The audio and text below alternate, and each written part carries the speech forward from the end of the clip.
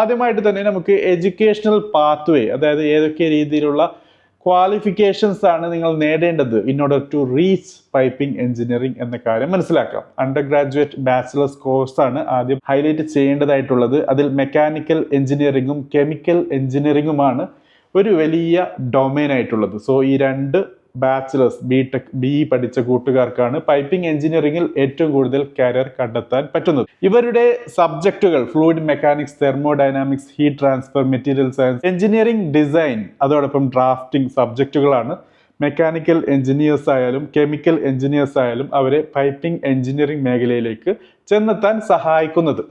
ഇനി specialised courses ഉണ്ട്, certifications ഉണ്ട് other than bachelors programme. Piping design and layout, stress analysis, pipe support design, codes and standards, ASME, API പോലുള്ള ബോഡീസിൽ നിന്ന് വരുന്ന കോഡ്സ് ആൻഡ് സ്റ്റാൻഡേർഡ്സ്, ഇതിനെക്കുറിച്ചൊക്കെയുള്ള സർട്ടിഫിക്കേഷൻ